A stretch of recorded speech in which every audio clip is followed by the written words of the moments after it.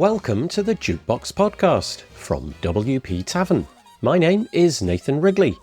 Jukebox is a podcast which is dedicated to all things WordPress.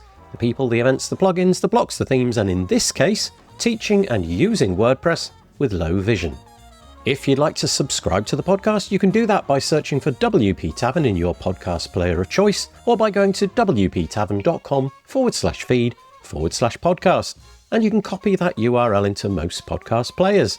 If you have a topic that you'd like us to feature on the podcast, I'm keen to hear from you and hopefully get you or your idea featured on the show. Head to wptavern.com/contact/jukebox and use the form there.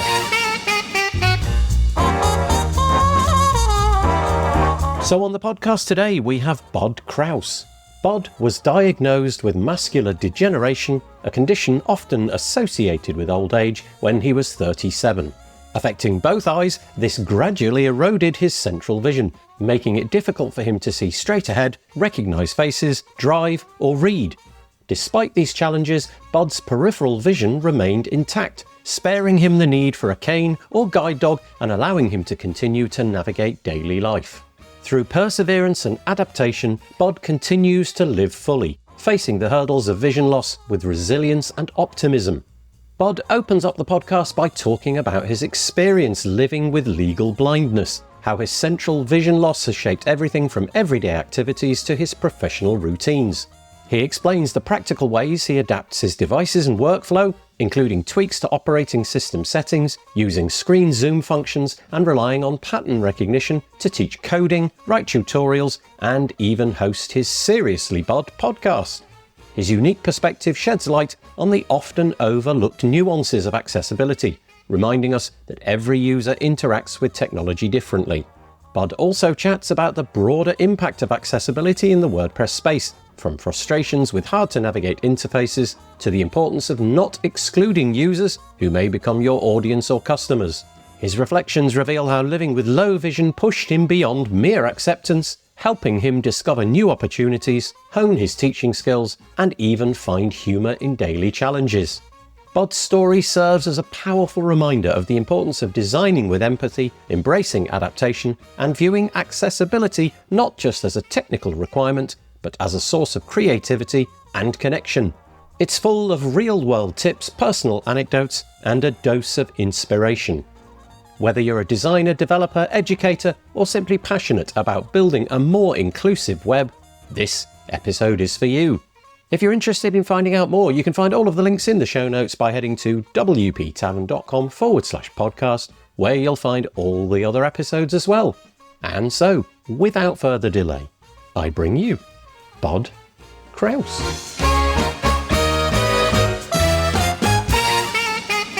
I am joined on the podcast by Bud Kraus. Hello, Bud. Hello, Nathan. Thanks for having me. Yeah, you're very welcome. This is not the first time we've spoken, but it is the first time we've spoken at an event because we're both at WordCamp US in Portland. It's 2025. We're in a corridor. So I've got to say at the very outset, if it ends up being quite noisy, there's not a lot we can do about that. But we've done our best. We found a nice, quiet little alcove. And we're going to be chatting today to Bud about his experience online. Before we do that, Bud, do you mind just telling us a little bit about yourself? Give us your potted bio, if you like. Yeah, sure. So I create WordPress content for WordPress businesses, articles, blog posts, tutorials, videos. And I am the host of the podcast called Seriously Bud. And the talk that you're doing at WordCamp US, which I guess you haven't yet done because we're on the first day of presentations and it's fairly early on. You haven't done it, right? No, I haven't done it yet, but I've done this a couple of times. So this is not my first time doing this talk. So you know how it's going to go. It's called Using Low Vision as My Tool to Help Me Teach WordPress. Now, that kind of leads us into the subject at hand, really. We're going to be talking about how it is that your experience of the web may differ from other people. Are you willing to just tell us a little bit about your experience in the offline world as well as the online world? What is it that you are dealing with on a day-to-day basis? Sure. So I have macular degeneration, which is a condition of old age, which I got when I was 37. And it's the leading cause of legal blindness in the United States. It's a destruction of your central vision. I have the condition in both eyes, which means I really have it. And it makes it very hard for me to see straight ahead, recognize faces, reading. I can't drive a car, which is okay. So anything that's straight ahead. Now, my peripheral vision's perfectly intact, So that means I don't need to have a seeing eye dog or a cane, or I don't bump into things because the peripheral vision's fine. But the very fine vision that we all use to see straight ahead, like to thread a needle, that's what I'm missing. So are you able to describe what you're seeing in that area? And is it kind of like the central portion of your sight? It is the exact center portion of my sight. So I tend to see elliptically, which means I move my eyes around to get a better picture. Like when I'm looking at you right now, I'm moving my eyes around so I can see better because of the destruction of the center part of my vision. And does that rule out certain tasks? So, for example, you mentioned reading there. Obviously, I do not have what you have. And so it's a given to me that when I'm staring, as I am doing at the moment, at my laptop, my eyes, the bullseye, if you like, of my eyes goes straight to the letter that I'm looking at.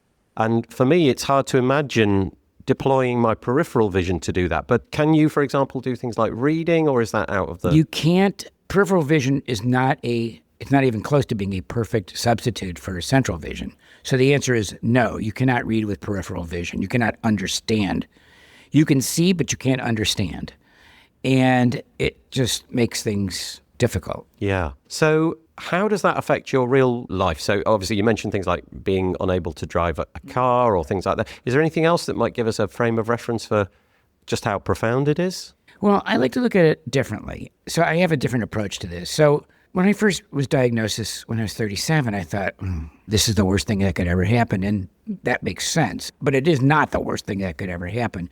And having lived with this for quite a long time now, I look at this not as a curse, but as a blessing. Because what it's done is allow me to have so many different opportunities, experiences, ideas, thoughts, whatever, that I would have not otherwise had. So that process of going, it's the grief process when you start from, this is the most horrible thing in the world, to acceptance. I'm actually beyond acceptance. It's like, I like this. This is okay with me. And do I wish it on other people? No, I don't.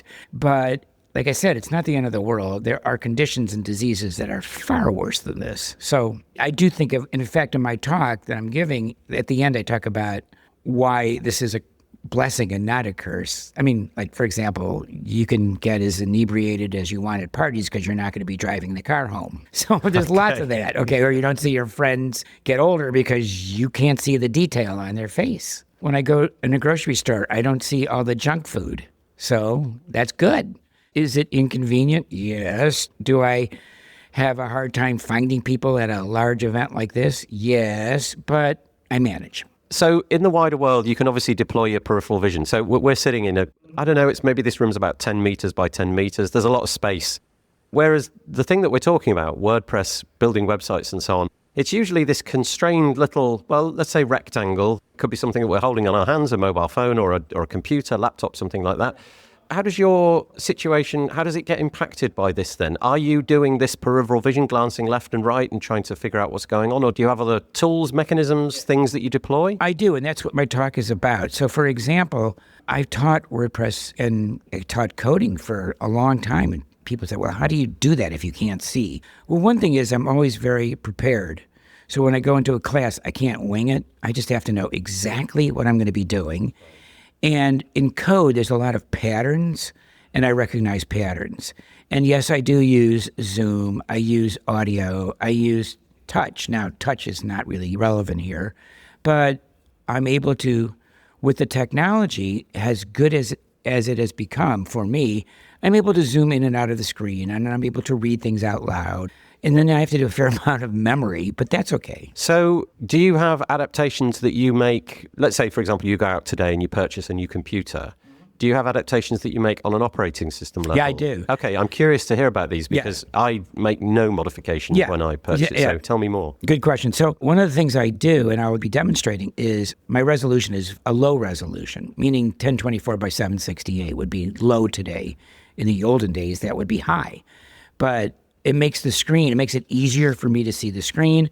And then I make all kinds of adjustments to make icons bigger, letters bigger, so that it just works for me. And I don't have a problem with it. Now, it does cause me to do things maybe a little slower because it's just harder for me to maybe find something.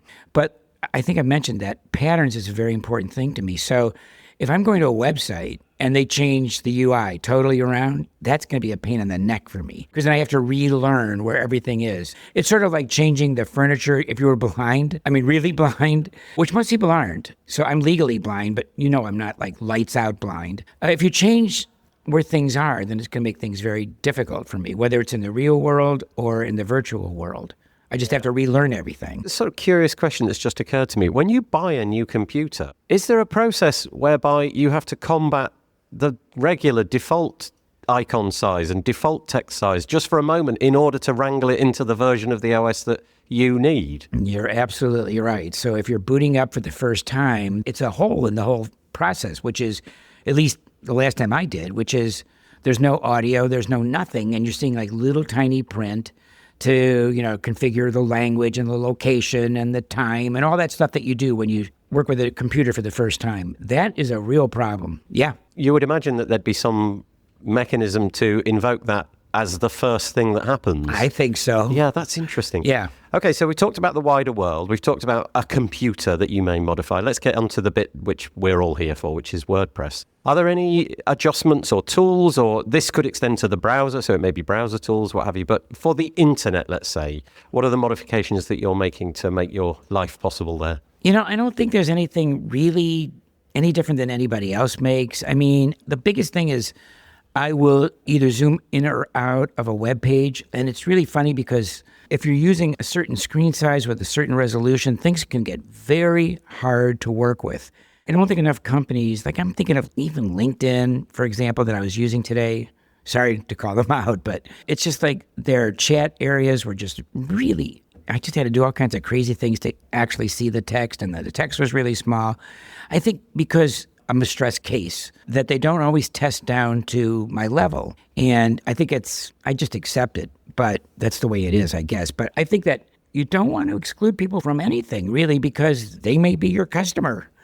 And if I can't buy something because it's really hard to do, and that is something, I don't know if I ever talked to you about it, but other people, that if I am discouraged from buying something because it's just, the UI is just too hard to work with, I'll just find an alternative. Yeah. I will, or I'll ask my wife. I guess you're in a curious space as well, in that we hear a lot in the accessibility space about things like screen readers and those kind of assistive technologies. I guess you're not deploying those because you have enough sight to not have that as something to lean upon. Yeah, that's exactly right. I have not and don't use JAWS or any of those big fancy screen reader technologies. I just use what's built into the Mac OS, and I just highlight the text and I press a button and it reads.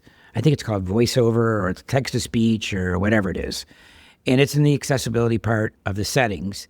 I don't use technology beyond what I need it for. It's just overkill. Those are complicated systems to master, so I stay away from that because I don't need it. So when you're building websites, is there anything unique about the way that you do that? Is there any sort of, again, a tool that you deploy, or maybe you're relying on other human beings to sort of cast their eye over it a second time after you've done the work? I don't know. Just talk us through that whole thing. Well, I don't make websites. Ah. No, I have. Okay, I've done everything, but I don't make websites because I don't like to make websites. It's not because of my vision.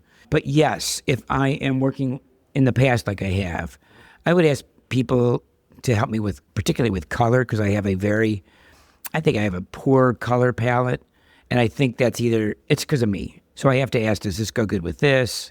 It's just something that I either am not good at or I'm not interested, or my vision or whatever it is. So I do have a problem with color in that regard. But because of the technology and the tools that are built in, it's not as difficult as one might think. Interesting. Yeah. Yeah. Okay, we'll get into that. But you do make a podcast, and there's lots and lots of different spinning wheels that have to be done there. You've got to book people onto the show. You've got to have calendars. You've got to have posts and pages and things like that on the website. Is there anything uniquely interesting about, I understand the process of making a website from my perspective. Yes. Is there anything that would be different to my process than would be for yours? I think one thing I could think of is, like, a lot of times I won't, let's say in WordPress, you can write into the editor, you could write a page or a post right into the Gutenberg, the block editor. Yeah. I choose not to do that. What I do is use a Notepad, or not Notepad. What is it for a Mac? I forgot. Text edit. Yes, text edit. Thanks. I will use that, and I'll have the font blown up bigger than normal, and I'll just edit in there, and then I'll just take that, and then I'll copy that and paste that into WordPress. It's just easier for me to do it that way. So I just like it that way. Everybody has their own little thing. That's my little thing, and I think it's because of my vision. And in terms of kind of getting the recording software to work and things like that, how do those UIs function for you? Pretty good. The problem I have with learning something new and complicated is that I think it's like everybody, quite frankly. I get confused and try to figure out where's what. And like I used a script. And it just took me quite a while to figure out, how do I do this? How do I do that? But like anything else, once I learn it, it's pretty solid and it gets easier. Now, I do tend to blow things up to make it bigger.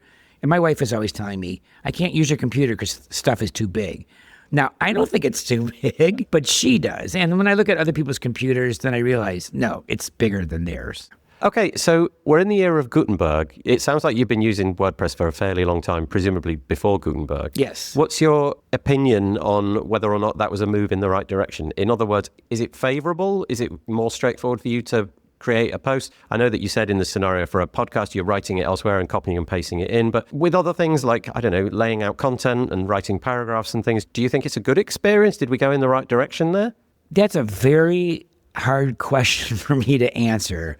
I'll answer it in a couple of different ways. One, as far as accessibility goes, I'm no expert in this. I am not an accessibility expert. Am I a stakeholder? We all are. But I can't answer it in that regard. But from a more technical standpoint, because I write technical articles for Kinsta, Hosting, or others, that I find it to be difficult. I know I was told it's not supposed to be easy, so it certainly doesn't match the easy. Yeah, and that has nothing to do with my vision. It's just, I feel it's just complicated, even though I've learned quite a bit of the technical side of this stuff. I'm not trying to be cute here, but I'm trying to be cute.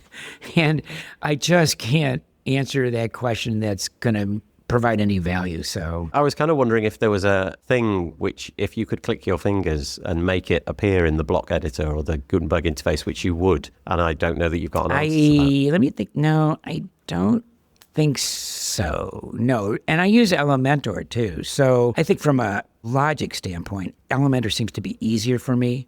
What I just don't like is a lot of confusion.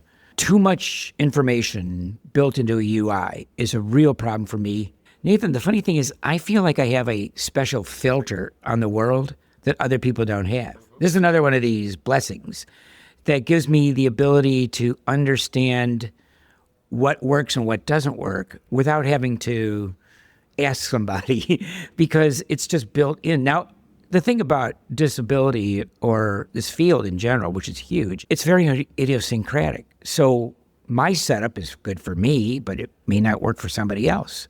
And it's very hard to, as those who keep accessibility in mind, and hopefully it's everybody, it's a very difficult subject because how do we design our systems, our content, so that the greatest number of people can access this information or whatever on the largest number of devices? I mean, that's what accessibility to me is about. It's curious that I think you said at the beginning that your condition is one which will deteriorate over time. Well, macular degeneration generally can get worse over time, but fortunately for reasons that we don't need to get into, since 1992, it's been very stable, which I'm really fortunate because, trust me, I don't want it to get any worse than this. I don't need that much of a blessing. Yeah, I was wondering from that whether or not the accessibility side of WordPress is something that you lean into. Do you attend those kind of, WP Accessibility Day, those kind of events? It just doesn't really interest me.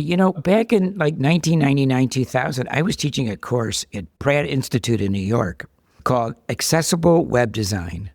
And it was way ahead of its time. And the concepts I was teaching were basically concepts because the browsers and technology just wasn't there yet. So you'd have to say, well, one day, and one day did happen in large measure. And then I started realizing I just didn't want to make a career out of teaching this or testing or, I started to meet people in the field. And I just said, I don't really like this. I mean, just because I have a disability doesn't mean I have to like the field of accessible design, accessibility. Okay. Yeah, that's interesting. You're wearing a WordCamp Montclair t-shirt, which kind of tells me that not only are you attending this event, WordCamp US, but you're also attending other ones as well. Is that a big part of your life? If it is, how accessible are things like this event? Do you come here fully expecting of yourself that you'll have a full experience the same way that everybody else does? Well, I have a good experience, but it is not the same way everybody else does. For example, I can't see the screens at all. And when they're doing stuff, the slides, I'm just listening. Okay. It's sort of like I watch TV a lot that way too. I hear things. Unless they got really close, I'm not going to be able to see what's on the screen. If I took a picture of something that's really important, yeah, that'll help. But generally speaking, that doesn't work for me. And then it can be kind of yes, I've gone to many WordCamps, but they're all sort of the same in terms of the issues. And I don't even think of them as issues anymore. I just think of it as like, we're all different. This is the way I'm different. And talking about this stuff, quite frankly, is like talking about being right-handed. Would you do an interview with me being right-handed? Yeah, that's fascinating. I guess from my perspective, because I can't prise that open in my own life. Sure. It's really intriguing to sort of try to have some sort of understanding of how it differs from my experience to your experience. Right. And I guess for you, this is how I live. Yeah, but Nathan, vision is a spectrum. It's a continuum. It isn't just everybody looks at things the same way. Yeah. No. So I don't think, all right, I'm like sort of on one end of the spectrum. I get it. But everybody looks at things differently. And I don't mean that figuratively. I mean that literally. So I don't think of it anymore much as a handicap, other than the fact that, yeah, it's a pain in the neck sometimes. And sometimes you find yourself doing some foolish things. And I think the hardest thing for me at these events is that I won't know who I'm talking to until about 5 minutes after I'm talking to them. And I figured out by looking at their shape, stuff like that I can, I'm talking to Nathan Wrigley, or your accent, or something like that. Yeah. You're obviously quite keen on this education side of things, though, because you're writing tutorials. I'll link in the show notes to one that you wrote for Smashing Magazine, which is no mean feat. Getting in there is really rather impressive, so well done for that. But you're also obviously turning up to events like this, and it sounds from what you said as if this is content that you've done before. So very keen on that, even though it may be talking about, you were describing there, it's like talking about whether you're right-handed or not. You've put together this presentation in which you're going to share these different bits and pieces about how you make amendments and adjustments to WordPress and the operating system and so on. So do you enjoy the education side of it? Oh, absolutely. Yeah. I'm a teacher at heart. I mean, Okay. That's what I've been doing for 25 years. And even in the writings that I do, it's a different way of teaching. Now, the talk that I'm giving, though, here, the funny thing is, as I've said, I'm sort of like cool to the idea, to be honest about it. There are other talks I'd rather give than this one, but this is the talk that everybody seems to be interested in. And I get that. And when you come up with a topic called Using Low Vision as a Tool to Help Me Teach WordPress, that's a winner, because you got two things in there that everybody loves. One, we love disability, and two, we love teaching WordPress. So two weird things got put into one title. It's a hit. It got to be a hit, right. What would be the presentation that you would... The one that I'm threatening to do instead of this one, because I keep saying, I don't want to do this one. Let me do another one.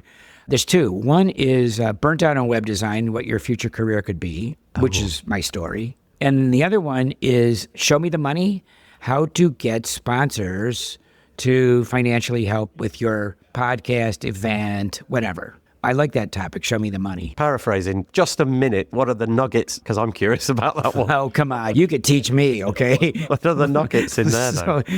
Well, in my case, with my podcast, I've been sort of lucky in that they came to me and said, we'd like to sponsor you, which is a shock because when I started the podcast a year and a half ago, or actually the idea is now 2 years old, I said I didn't care if anybody ever listened. I didn't care if anybody ever sponsored. And then, of course, over time, I did care. But I never thought of my show ever being sponsored. I said, I'll just do it. And then I started realizing, hey, this takes a lot of time. You should get paid for this. And, I feel just, if I have a second or two, say how fortunate I am to be a part of all of this. Because at my advanced age, to be in this community with such smart, brilliant, whatever, people that are friendly. When I talk to people my age who are generally retired or retiring, and their world gets smaller and mine gets bigger. And that's interesting. Yeah. So I'm really, really lucky about that. Yeah. I don't know what your age is, but I am of a certain age. And I'm kind of feeling at the moment that there's this whole thing which everybody wants to talk about, which is AI.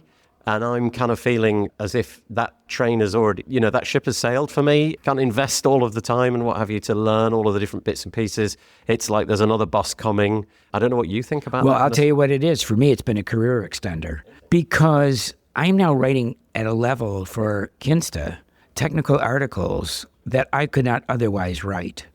And because of my use of, and if you will, mastery of AI, I've been able to code things that I could not do before.